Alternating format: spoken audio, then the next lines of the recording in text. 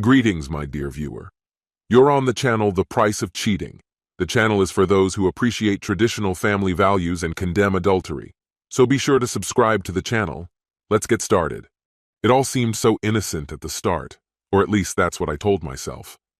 When Ellie brought up the idea of joining her college friends for a girls' trip to Cancun, I didn't give it a second thought before telling her to go for it. She'd more than earned a vacation. Ellie was a force of nature, juggling work, raising our kids, and managing every small detail that kept our lives running smoothly. If anyone needed a break, it was her. After 10 years of marriage and 2 children, Ellie wasn't just my wife. She was my rock, my partner, the one person who truly understood me. The notion that she could ever betray my trust was inconceivable. I even encouraged her to take the trip when she hesitated. "You've worked hard for this," I assured her. "Don't worry about us. Go, have fun." The night before her departure, she asked again, "Are you sure you'll manage the kids alone for 5 days?" I laughed, running a hand through her hair. "Ellie, I can handle it. We'll be fine, I promise." She smiled softly, kissed me goodnight, and that was that. By morning, she was gone. Throughout the day, she kept me updated with cheerful texts, details about her flight, snapshots of the turquoise ocean, margaritas on the beach, and laughter-filled selfies with her friends. At first, I felt nothing but pride and happiness. Seeing Ellie so carefree, smiling against the backdrop of palm trees and white sand, warmed me. She deserved this joy, this escape from the weight of our daily routines. But when she came home, something was different. The change was subtle, too small to name at first. A slight hesitation in her smiles, the way her gaze darted away from mine too quickly, as if there was something behind her eyes she didn't want me to see. I chalked it up to the post-vacation slump. Re-entering the chaos of real life after days of paradise could unsettle anyone, I told myself. But then, I noticed her phone. It was always within her reach, clutched to her like a lifeline. That gnawing feeling in my stomach grew, but I ignored it. One night, as we sat on the couch, her face lit by the glow of her screen, I finally asked, "Everything okay?" Her reply came too quickly, too cleanly. "Of course. Why wouldn't it be?" She kissed me then, but it was mechanical, cold, like a handshake with someone you barely know. I didn't push. I didn't want to seem paranoid, and more than that, I didn't want to face the doubt creeping into my thoughts. 3 days later, my entire world fell apart. It was Friday evening, and I was upstairs putting the kids to bed when my phone buzzed. I glanced at it, expecting something trivial. Instead, it was a message from an unknown number, and 2 photos were attached. My breath caught as I opened the first.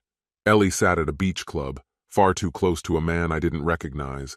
His arm rested casually around her shoulders, and she was grinning, a carefree, radiant smile I hadn't seen in years. My hands shook as I opened the second photo. It was worse. Ellie was perched on the man's lap, her body leaning into his as his hand gripped her waist with quiet possessiveness. Beneath the photos, a message read, "You deserve to know the truth about your wife. You deserve better." My heart pounded as I stared at the words, reading them over and over again as if they might change. My chest felt like it was collapsing in on itself. Who had sent this? And why? My fingers trembled as I typed back, "Who are you?" The response was almost instant. "Someone who thinks you should know the truth. Meet me tomorrow at 7 p.m. I'll send the location in the morning." I sat there, my phone in my lap, my pulse roaring in my ears. The photos alone were a knife to my chest, but this message hinted at something worse, a betrayal deeper than I could wrap my mind around. I didn't sleep that night. Every time I closed my eyes, I saw those images of Ellie again and again, like a film reel stuck on the most painful scene. I felt sick to my stomach, the kind of sickness that comes when everything you trust begins to crumble. The next day was a blur. I went through the motions, making breakfast, doing chores, playing with the kids, but I was only half there. My mind spun with questions I didn't want answers to. Every glance at my phone made my heart pound, waiting for the message that would tell me where to go. At 6:30 that evening, I couldn't sit still. I paced the living room, feeling like a man waiting for a bomb to go off. Then, just as the clock hit 7, my phone buzzed. The message was short and direct. Old diner on Pine Street. Window booth. I hesitated, staring at the screen.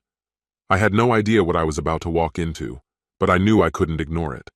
I grabbed my jacket, barely remembering the drive there.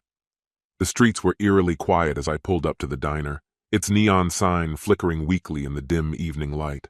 A lone car sat in the parking lot, and my heart hammered as I stepped inside.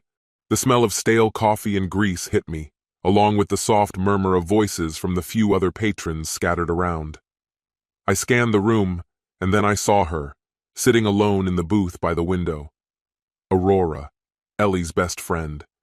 She was hunched over her phone, her expression distant, but when she looked up and met my gaze, I froze. There was something in her eyes, a flicker of satisfaction, like she'd been waiting for this moment. She gestured for me to sit, and I did, feeling like the ground was tilting beneath me. "Michael," Aurora said softly, her tone steady and deliberate. "I'm glad you came. You got my message then." I sat there in stunned silence, a storm of emotions raging inside me, fury, confusion, and an overwhelming sense of betrayal. My voice was tight when I finally spoke. "You didn't have to do this, Aurora. You didn't need to send me those pictures." Aurora shifted back in the booth, crossing her arms in a defensive but uneasy stance. "You think I wanted to do this?" she snapped. "There's more you haven't seen." Before I could respond, she grabbed her phone and turned the screen toward me. My stomach dropped as new images filled my vision, images even worse than the first. There was Ellie again, this time pressed into an unmistakably intimate kiss with some guy, their faces close, their connection undeniable. My throat went dry. Then Aurora swiped to a video. The sound barely registered, drowned out by the ringing in my ears, but the visuals told me everything. I couldn't watch any longer. Nausea clawed its way up, and I turned away sharply. "Why are you showing me this?" I demanded, struggling to steady my voice. Aurora let out a slow, heavy breath, her gaze firm but layered with regret. "Because you needed to see it, Michael. You've been kept in the dark for too long, and Ellie, she's been feeding you lies." My pulse thundered painfully in my chest. "What are you talking about? What is this? What's been happening?" Aurora hesitated, her expression softening briefly before she looked away, drumming her fingers nervously on the table. "Ellie isn't the person you think she is. She's been cheating on you, Michael. Not just with this guy in Cancun. There's more." The world seemed to tilt around me, her words barely registering. "More?" I croaked. "How long has this been going on?" Aurora exhaled sharply, her shoulders sagging as though under a heavy weight. When she finally met my gaze again, her eyes were a mix of sadness and frustration. "Months," she admitted. "Maybe longer. His name is Sylvester. She's been sneaking around with him while you're at work or busy with the kids. I didn't want to be the one to tell you, but I couldn't let you keep living like this." Her words hit me like a physical blow, robbing me of breath. I clenched my fists beneath the table, my hands trembling as I tried to keep my emotions in check. "Sylvester?" My voice cracked. "Who the hell is Sylvester?" Aurora's face tightened with sympathy, but her tone remained firm. "Someone she's been involved with for a while now. Cancun. That's just the beginning, Michael. It's worse than you realize." My hands curled into fists as I struggled to steady myself. "Why now?" I asked sharply. "Why tell me this now? Why send those photos?" Aurora leaned forward, her eyes burning with urgency. "Because you need to face the truth. You've been in denial for too long, and I couldn't stand by anymore. I've made the same mistake before, trusting someone who didn't deserve it. Ellie is selfish, Michael. She's been lying to you, to your face, and you deserve better." Emotions surged inside me, anger, disbelief, heartbreak, until I could hardly contain it. "And you knew this? This whole time?" My voice was raw, accusing. "You've known? And you said nothing?" Aurora's expression faltered, guilt clouding her features. "I thought if I confronted her, it would stop. I told her to stop, Michael. I begged her to think about you and the kids. I thought she'd come to her senses, but she didn't. I couldn't keep it to myself anymore. You needed to know." The weight of her words pressed on me like a crushing force. The woman I loved, trusted, had been deceiving me for months, and Aurora, her closest friend, had been carrying this truth. I couldn't sit there another second. I pushed back from the table abruptly, the air in the room suddenly stifling. "I have to get out of here," I muttered, already standing. "I need to think." Aurora didn't try to stop me. She just nodded faintly, her face solemn, as I walked out of the diner. The drive home felt endless. Aurora's words and the damning images swirled in my head, looping on repeat. Anger warred with disbelief, and beneath it all a deep, gnawing hurt. How could Ellie do this? To me? To us?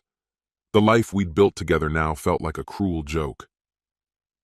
When I finally stepped through the front door, the house was cloaked in silence. Ellie sat on the couch, scrolling through her phone. She glanced up as I entered, her tired smile faltering at the sight of me. "Michael, where were you?" she asked softly, her voice lined with curiosity. I didn't respond immediately. I stepped further into the room, my gaze locking on hers. "We need to talk," I said, my voice cold and unyielding. Her smile vanished. She sat up straighter, her body tense, and in her eyes I saw it, a flicker of panic. I sat across from her, my heart pounding, but my voice stayed level. "Ellie," I said, leaning forward. "I know." Her face paled. "Know what?" she whispered, barely audible. Without another word, I pulled my phone from my pocket, opened the photos Aurora had sent, and slid it across the table. "This," I said sharply. "I know about Cancun. I know about Sylvester. I know everything." Ellie picked up the phone, her hands trembling as she stared at the screen. Her face drained of all color, her mouth opening slightly in shock. Finally, tears pooled in her eyes, and she stammered out a broken whisper. "Michael, it's not what it looks like." Her words lit a spark of fury inside me. "Not what it looks like?" I shot back, my voice rising. "You thought I wouldn't find out? You thought you could keep this hidden forever?" Tears spilled down her face as she struggled to speak. "I'm so sorry," she choked out, her voice cracking. "I didn't mean for it to happen. It wasn't about you. It's me." Her excuses fell flat. It didn't matter anymore. The damage was done, and there was no going back. It began with a confession, a brutal, soul-crushing admission that tore through everything I thought I knew. I wasn't enough for her in bed. That was her justification, the excuse she clung to for sleeping with other men. But, she assured me, it wasn't about love. It didn't mean anything. She still loved me, she said. The words hit harder than a fist, leaving me gasping for air, disoriented and broken. "Do you even hear yourself?" I managed, my voice trembling with disbelief and anger. "Because you weren't satisfied. You thought it was fine to go to other men? Did you think about what this would do to our family, Ellie? Or was this all just about what you wanted?" Her shoulders shook as she covered her face, her sobs muffling her words. "Michael, it's not what you think," she cried softly, her voice cracking. "It doesn't matter. It's just physical. I love you. I'm with you, not them. You're the one I care about." Her explanation sliced through me like a blade. I stood there, stunned. "It's meaningless?" My voice dropped, tight with restrained fury. "You destroyed everything we built, our family, our trust, over something you say doesn't even matter? How can you even say that?" She looked up at me, her face streaked with tears, desperate to make me understand. "Michael, please, we can fix this. It's just physical intimacy. It doesn't change how I feel about you. I know we can get through this." I shook my head, the weight of betrayal too much to bear. "I don't even know who you are anymore," I said quietly. "I thought I did. I thought we were solid. But I was wrong." "Michael," she whispered, her voice fragile, broken. "I love you. Please." Her words rang hollow, empty echoes in the room. I stared at her, my mind a storm of grief and anger. Finally, I spoke the truth I never thought I'd say. "I'm done, Ellie. I can't do this anymore. I'm filing for divorce. Whatever we had, you've destroyed. It's beyond repair." Her face crumbled as another sob tore from her throat. "No, Michael, please don't do this. Think of the kids. We can fix this. I know we can." I looked at her, feeling both sadness and resolve. I have thought about the kids, and I refuse to let them grow up in a house built on lies. They deserve better. I deserve better. Her cries followed me as I walked out, each sob a jagged wound I carried with me. But my decision was made. There was no turning back. The days and weeks that followed were some of the darkest of my life. Filing for divorce felt like surrendering to failure, but I knew there was no alternative. Ellie's betrayal had shattered our marriage, and no amount of pleading or promises could mend what was broken. She tried. She begged. "Michael, please. We can get therapy. We can save this. We can save our family." But it was too late. I looked at her with a finality that even she couldn't deny. "You made your choices, Ellie. Now I'm making mine." When Ellie discovered that Aurora had been the one who told me the truth, her grief morphed into fury. She confronted her, seething with betrayal. "How could you do this to me?" Ellie screamed. Aurora didn't flinch. Her voice was calm and firm. "You did this to yourself, Ellie. I just told the truth." That was the moment their years of friendship came to an end, shattered irreparably. But Aurora never expressed regret. She believed she'd done the right thing, and deep down, I couldn't fault her for that. Telling our kids about the divorce was the hardest thing I've ever had to do. Ellie and I sat down with them, trying to find words that wouldn't break them the way I felt broken. "Mommy and Daddy still love you very much," I said, my voice steady despite the lump in my throat. Watching their confusion and tears, I felt a surge of anger toward Ellie for dragging us to this point. The divorce proceedings were a battle. Ellie fought over everything: the house, the money, the time we'd spend with the kids. In the end, we agreed on joint custody. It felt like a compromise, though it brought no real victory.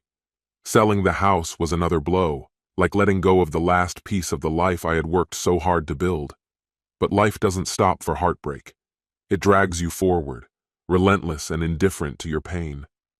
Over time, I found a way to rebuild myself. My kids became my anchor, my reason to keep going.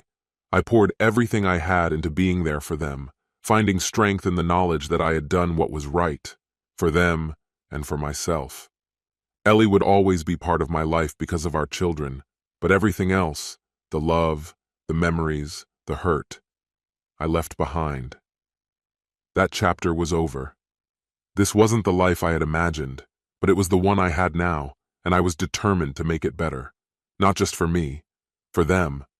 This concludes the story. If you like it, then put your powerful like and subscribe to the channel. Greetings, my dear viewer. You're on the channel The Price of Cheating.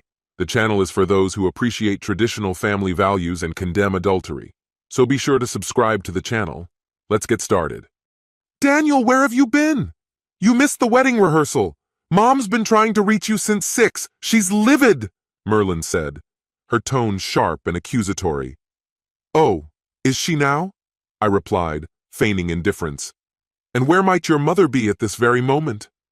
"She's taking my biological father to his motel," Merlin admitted, her gaze flickering away as though avoiding the weight of her own words. I didn't bother to respond. I turned back to what I'd been doing before she arrived, carefully removing the framed certificate of my commendation from the lounge wall. "What are you doing, Daniel?" she pressed, suspicion edging into her voice. "Mom just cleaned all of those frames a couple of weeks ago." I stayed silent, taking the certificate into the kitchen. There, I wrapped it meticulously in bubble wrap and set it into a box that was already crammed full. Merlin trailed after me, observing with increasing unease. When I was finished, she spun around abruptly, her dress flaring out in a movement that transported me for a fleeting moment to her childhood dance recitals. Back then, she twirled for her daddy. Now, she was searching frantically for explanations. I followed her back to the lounge, the box tucked under my arm. Merlin stood frozen, her mouth opening and closing, struggling to speak. Only now did she truly look around the room, her eyes darting to the blank walls where my pictures once hung, the empty shelves that had displayed my keepsakes, the bare wardrobe, and the absent tools from the garage. The house, once mine, was hollowed out. As I stepped outside toward my car with the box, I felt her following me. She finally spoke, her voice unsteady. You're leaving? Yes, I replied flatly, setting the box in the trunk. Took you long enough to figure that out. But why? Her voice wavered. I'm sorry, Daniel. I've been so busy with the wedding. You're still coming, right? No, Merlin, I said evenly. You should have realized that when I didn't show up for the rehearsal. Her face crumpled. But why, Dad? I paused, turning to meet her gaze. Oh, I'm Dad again now, am I? Didn't you stop calling me that 3 weeks ago? The words struck her like a slap, and she flinched, folding her arms around herself as though trying to shield against an unseen chill. Old instincts stirred within me. I wanted to comfort her. Come back inside, Daniel, she whispered. It's freezing out here. I'll call Mom. You can try, I replied quietly, but I'd bet her phone's off. Inside, I sank onto the couch while she left a voicemail for her mother. Desperation crept into her voice, though she tried to hide it. When she hung up, she collapsed into the oversized armchair, looking small, almost swallowed by its cushions. She sat in silence, gathering her thoughts, until finally she asked softly, Why won't you come to my wedding? I exhaled, the sound heavy in the still room. You really don't know? She shook her head, her face a mixture of confusion and helplessness. I studied her, sadness settling in my chest. She had been too swept up in her own world to notice the cracks spreading beneath her feet. Brides often lose themselves in their own joy, and Merlin was no exception. But there wasn't time for me to dwell on the disappointment. Merlin, I began carefully, I've loved you since you were 2 years old, chubby hands, sticky fingers and all. And I still love you. I always will, I think. I paused, steadying my voice. When I met your mother, she'd been abandoned. Your biological father had walked out after she caught him cheating. Twice. You know the story. She gave him an ultimatum. Change or leave. He left, Merlin. He left both of you. She remained still, her eyes fixed on me, but she was listening now. Your mom couldn't afford to keep the house after that. I came into the picture. We fell in love, got married, and moved in here. My boys, Mike and Richard, came too. There wasn't room for them at the old place. I never made a distinction between you and my sons. You were mine, Merlin.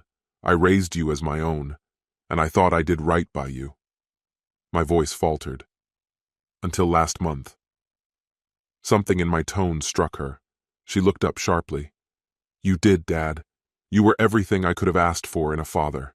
My friends used to say they were jealous when they found out you weren't my real dad. The words lingered between us, cutting deeper than I expected. It didn't take her long to realize what she'd just said. Her face paled, and she covered her mouth as if to snatch the words back. I pressed on gently.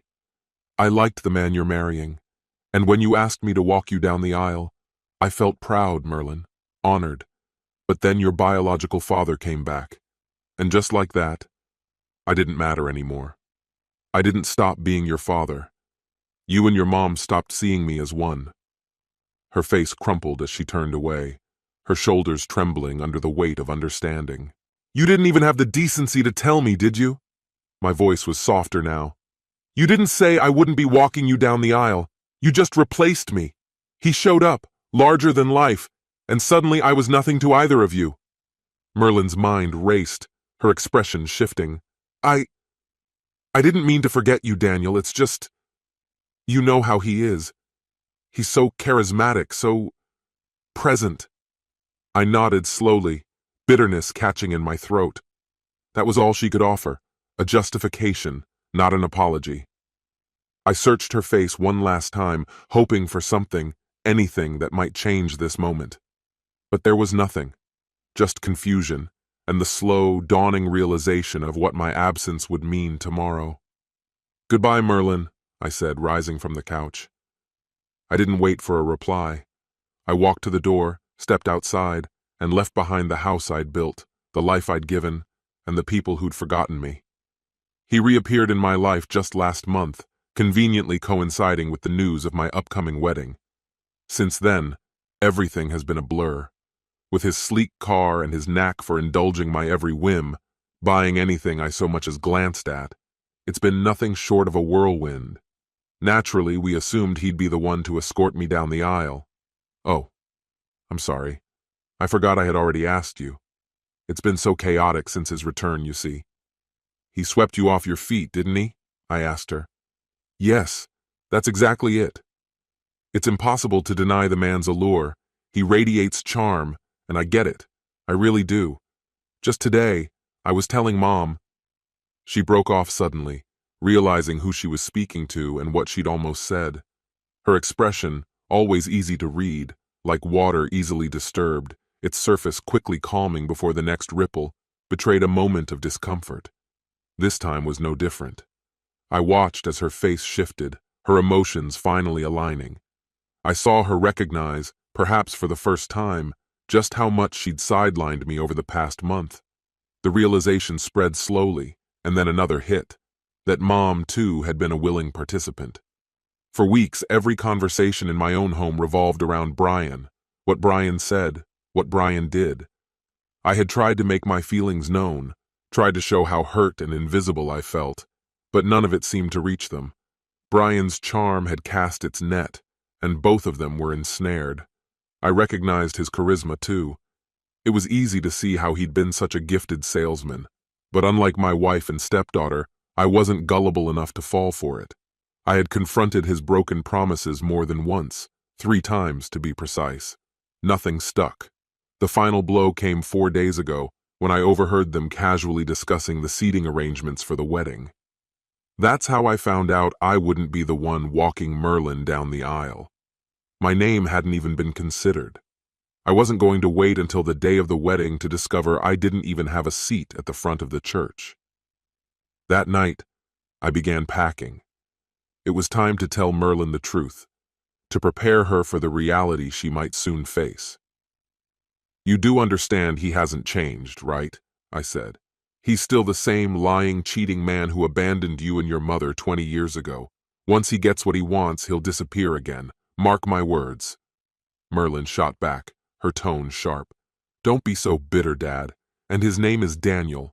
Look, I'm sorry I didn't tell you sooner that he'd be walking me down the aisle. That's on me, not him. Calling him names and making accusations isn't fair. What proof do you even have that he's still a philanderer? I paused, rehearsing the response I'd been bracing for. Deep down, I knew there was little left to salvage of my 20-year marriage, and the thought of losing my stepdaughter was unbearable. But I pressed on. Where's your mom? I asked. Her eyes flickered, avoiding mine. The weight of my question hit her, and she quickly understood the connection I was implying between her mother's absence and Daniel's reappearance. She knew exactly what I was getting at. Let's not dance around it, I continued, my tone steady. This morning I found condoms in your mother's purse, brand new, unopened. Now, unless biology has suddenly changed, they weren't for me. I had a vasectomy long before we met, and since you're on the pill, they weren't for you either. So maybe she hasn't crossed the line yet, but buying condoms a full day in advance? I shook my head. That speaks to intent, wouldn't you agree? And judging by your face, I'm guessing none of this surprises you. So tell me, what exactly did you think was going to happen here?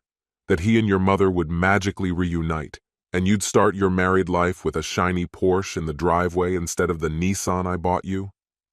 She opened her mouth to respond, but I held up a hand to stop her. Forget it. It doesn't matter. The fact that you knew and said nothing, that's what ends this. I stood, crossed the room, and gently pulled her up from where she sat. I hugged her tightly, my chest tight with emotions I didn't dare release. My voice was calm when I whispered the last words I would ever say to her. I loved you. Then I turned and walked away. At the door, I glanced back one final time. Her face had crumpled into devastation, tears streaming as she fumbled for her phone. She was probably calling her mother, desperate for her to fix the unfixable. Maybe her mother hadn't crossed that final line yet. Maybe she thought she could still convince me to stay, for Merlin's sake if nothing else. But for me, it was over. Whether or not the affair had turned physical didn't matter. Finding those condoms shattered any last shred of hope I'd held on to.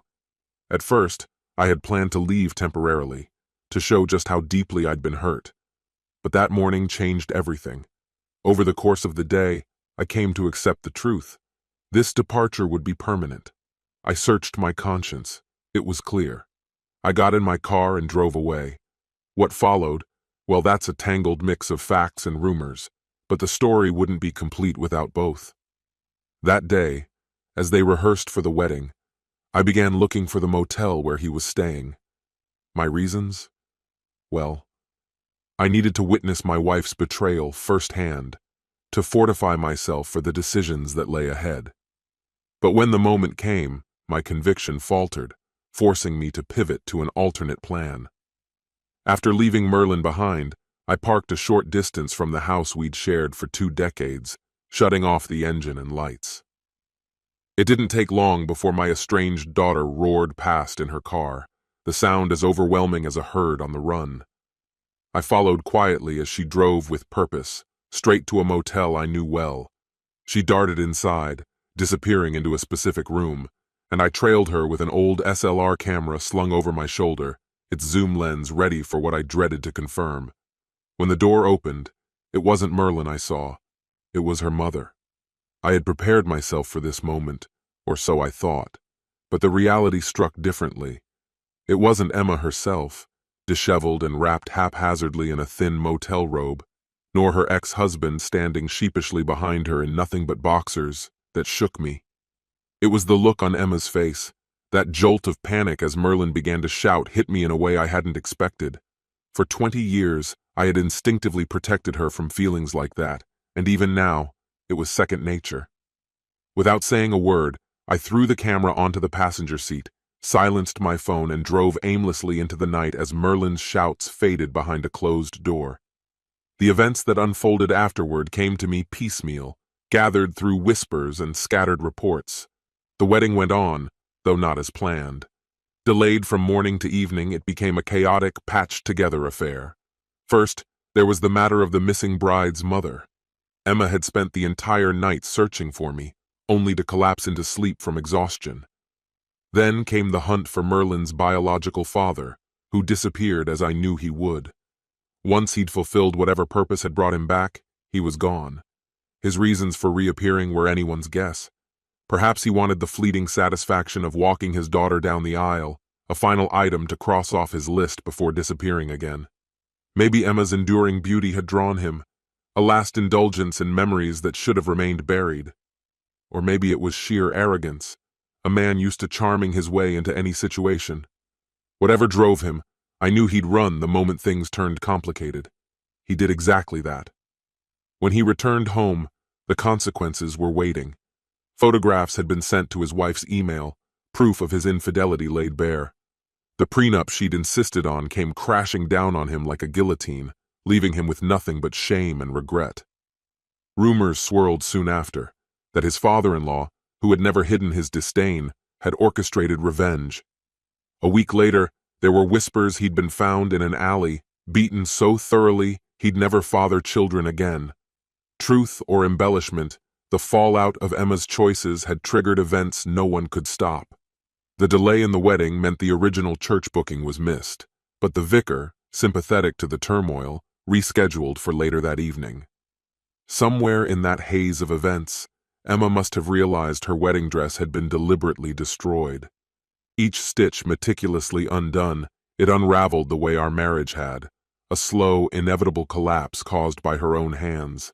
I ignored every call and message that Emma and Merlin sent, focusing all my energy on severing what love I had left for either of them. My voicemail brimmed with their pleas, but my mind was made up. Emma left a particularly long message, insisting nothing had happened, that she'd entered Brian's room only to talk. The precautions she carried in her purse were supposedly part of a gag meant for the reception. But 2 photos shattered her defense.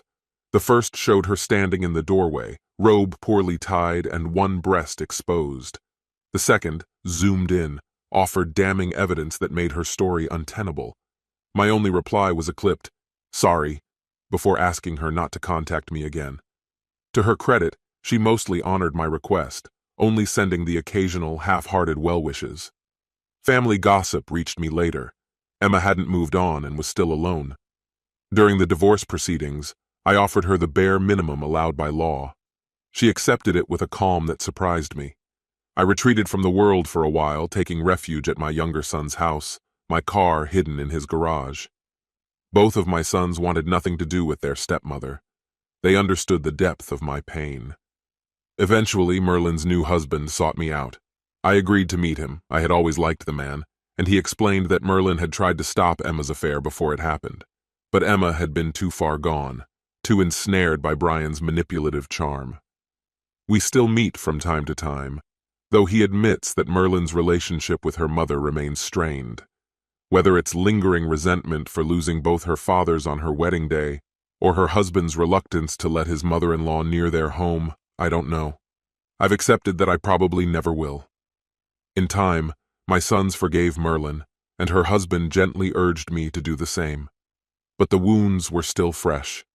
Had my heart not already grown numb, the sight of Merlin walking herself down the aisle, while Emma sat alone in the front row, makeup ruined, tears streaking her face, might have broken me.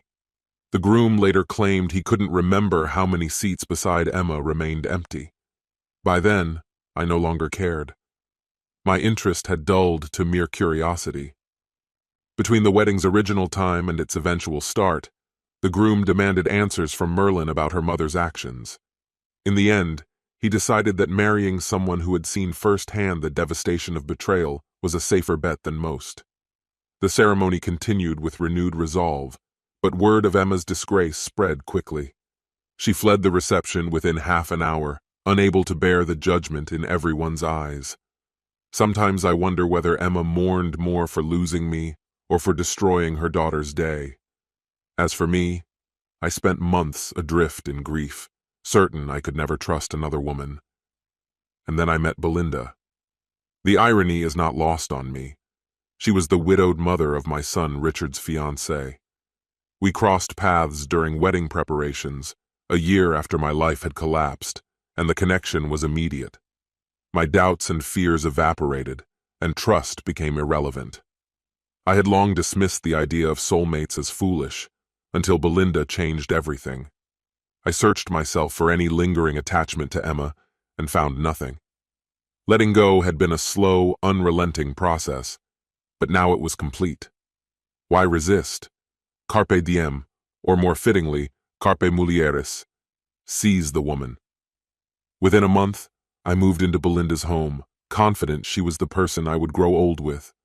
Her children embraced me without hesitation, making me feel like part of their family. Today, her daughter asked me to walk her down the aisle, and even that didn't diminish the absurd, joyful grin that has left my face aching. And so, my story ends. Or perhaps it begins again. This concludes the story. If you like it, then put your powerful like and subscribe to the channel. Greetings, my dear viewer. You're on the channel The Price of Cheating. The channel is for those who appreciate traditional family values and condemn adultery. So be sure to subscribe to the channel. Let's get started. Roughly 25 minutes after I got home, I noticed something unusual. The house was empty. My wife, Aurora, typically arrived before me, often already busy cooking dinner, even though she sometimes worked late.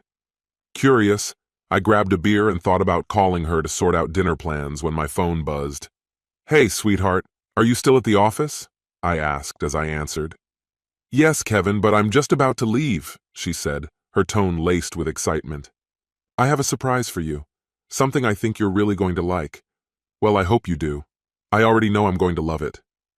Her words gave me pause, but I kept things casual. "Do I need to figure out dinner or pick something up for us?" "No need," she replied quickly. "We won't have time to eat right away. Just promise me you'll be here, ready to talk when I arrive. I'll be home in about 20 minutes. She ended the call with a tender, "Remember, Kevin, I love you, only you. I can't wait to see you." Touched but puzzled, I replied, "I love you too. I'll be here." Exactly 20 minutes later, Aurora walked through the front door. From the moment she entered, I knew something wasn't right. Her clothes were rumpled, her stockings were missing, and her usually neat hair and makeup were disheveled. "Long day at work, Aurora?" I asked, keeping my tone light. "You look, well, a bit worn out." Instead of responding, Aurora stepped close, wrapped her arms around me, and met my gaze with an intensity I couldn't place. In a hushed voice, she said, "Kevin, you know I love you, right? And you love me. You'd do anything for me, wouldn't you?" I blinked, surprised by her abrupt seriousness. "Of course, Aurora. I mean, I'm not about to commit a felony, but I'd do almost anything for you. Why? What's going on?" "Just listen," she said, holding up a hand. "Don't interrupt me until I've finished, okay?" "All right, I'm listening." "You know how I usually handle the smaller decisions in our lives? Like planning our vacations, picking movies, or helping you choose your outfits? You've always been so understanding and patient. You let me do things my way. Well, recently I've been talking to my boss, Michael, about our relationship." I frowned, unsure where this was going. "You've been talking to Michael about us?" She nodded eagerly. "Yes, and he's shared some ideas, different perspectives about relationships and the roles people take in them. He introduced me to stories where the woman is in charge and the man takes a more submissive role. It made me think." I let out a dry laugh. "Submissive? Aurora, I let you handle the small stuff because it makes you happy. That doesn't make me submissive. When it comes to the big decisions, like buying this house, choosing our cars, or managing our money, I'm the one in charge. I just follow my dad's advice. Don't sweat the small stuff.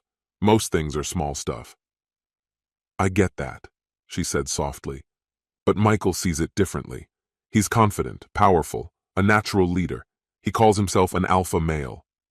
According to him, men like you are what he describes as beta males. You might not know it, but deep down, you like being dominated." I stared at her in disbelief. "That sounds like something straight out of a trashy tabloid. Where are you going with this?" For the first time, she hesitated, her confidence flickering. "Kevin," she said quietly, "Michael has been pursuing me." A knot tightened in my chest.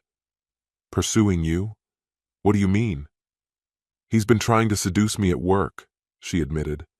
"It started small. Conversations, subtle touches. I knew it was wrong, but he's so confident. It's hard to resist his energy. A few times I let him touch me. And today, he showed me how big he is." My voice rose sharply. "Aurora, what the hell are you saying? Did you sleep with him?" She shook her head, though her eyes didn't meet mine. "No, I haven't, not yet. But on the way home, he touched me in the car. And he's here now, waiting in the driveway." The room seemed to tilt. "He's where?" "Outside," she whispered. "Michael and I talked about this. He thinks you'll learn to enjoy it, watching me with him. He says it might even bring us closer. And if you don't want to watch, you can reclaim me afterward. I'll let you do anything you've ever dreamed of." I stood there, stunned, waiting for her to laugh or tell me this was some twisted joke. But she didn't. She was dead serious. "Aurora," I said, my voice low and strained, "you're completely out of your mind. You think I'd be okay with this? With him touching you and more?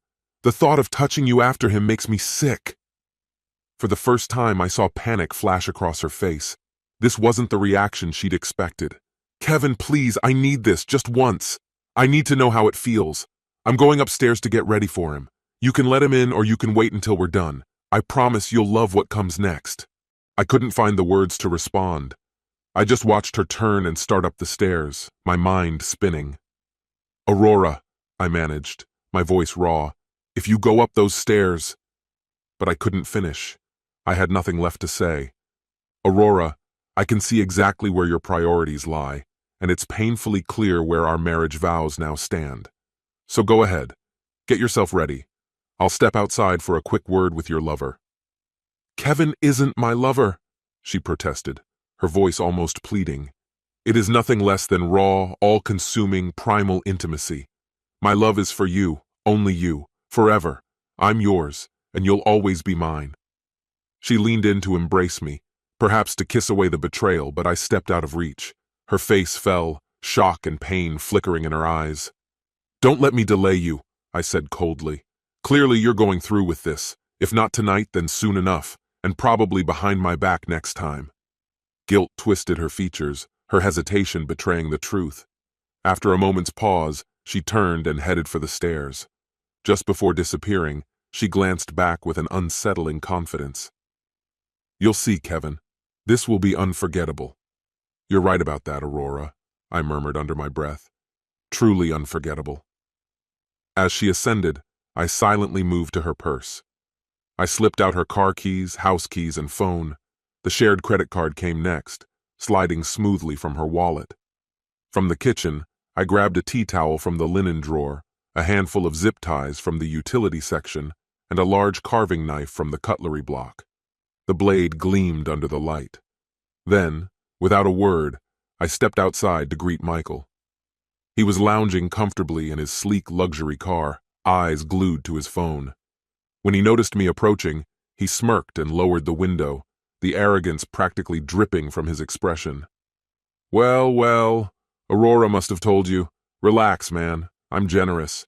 You can keep her for now, until she's fully mine. You'll learn to live with it. Before he could finish, my fist connected with his face. Every ounce of rage I'd bottled up exploded into that punch. The sound of his nose breaking was both sickening and satisfying. Blood gushed instantly, splattering his tailored suit and staining the leather seats. Calmly, I handed him the tea towel. Here, you'll need this.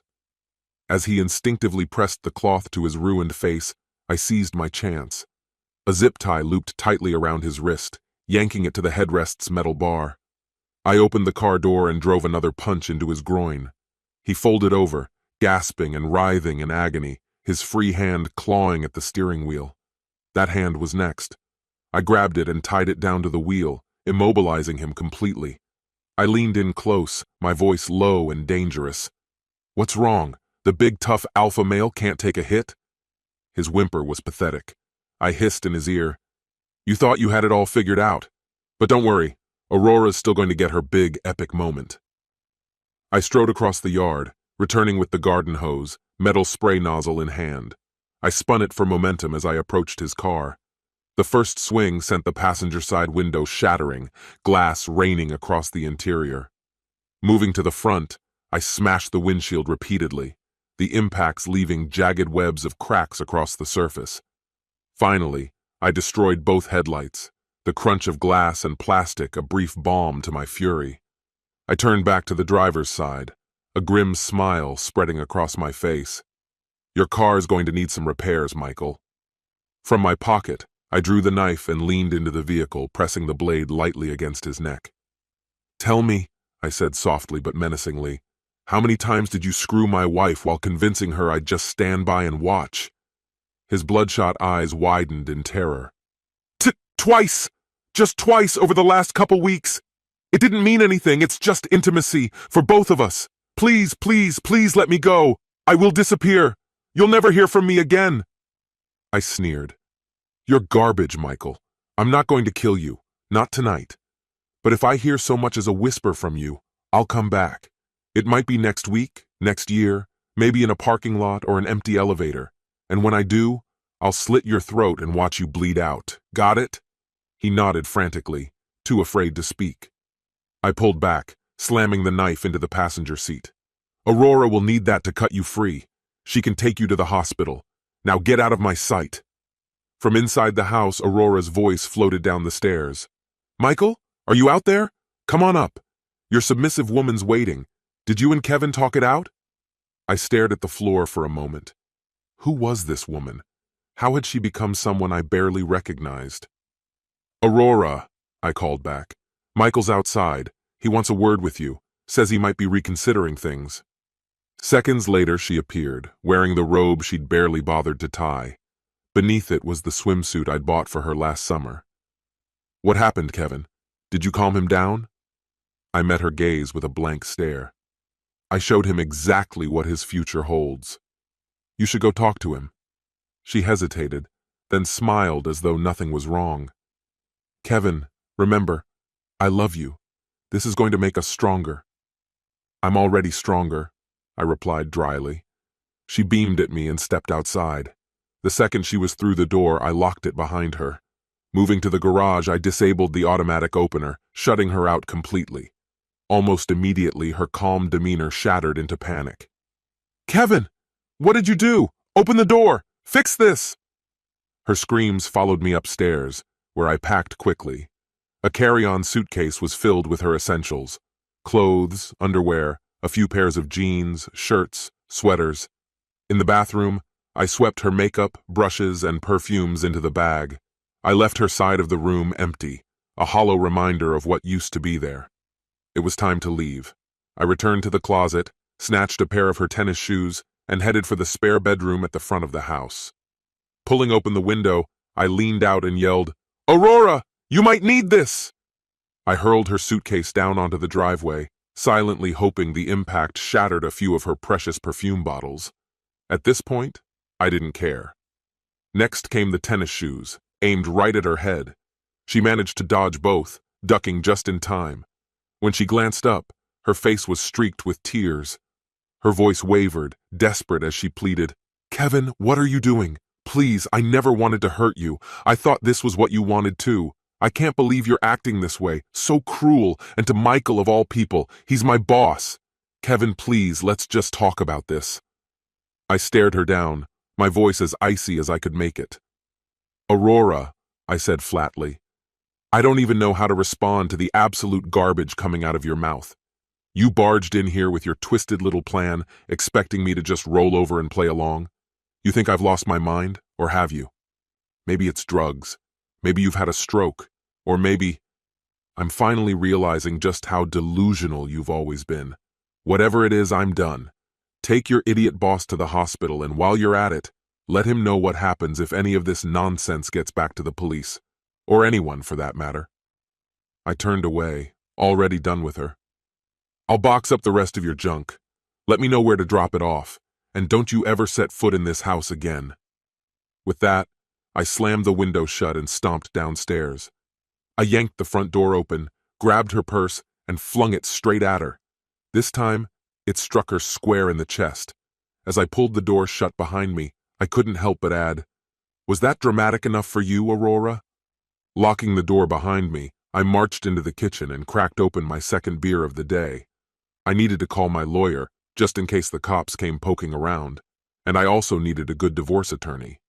Out of pure curiosity, I peeked through the front window. Michael was shouting and cursing at Aurora as she frantically cut through the zip ties holding him. She shoved the suitcase into the trunk while he dragged himself into the back seat, looking like hell. Aurora, visibly shaken and still crying, climbed into the driver's seat and reversed out of the driveway. As the adrenaline finally ebbed, I felt my rage turning to disbelief. How had Aurora lost herself so completely? How had we gotten here? The memory of how close I'd come to seriously harming her boss flashed through my mind, and it sickened me. I'd almost slit his throat. For what? For someone like her? For a man like him? It was laughable. The thought of Michael feeding her that toxic garbage about him being the alpha while I was just some beta made me scoff. Being easygoing, letting Aurora handle the little things, that wasn't weakness. It had been love. I'd wanted her to be happy.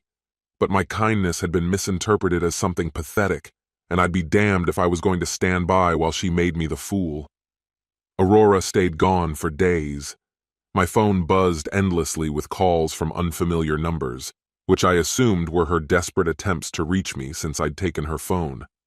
Eventually, a voicemail came through, a tearful plea to call her back so we could talk things through. I'd been expecting it. The cops hadn't shown up, so I figured I was in the clear.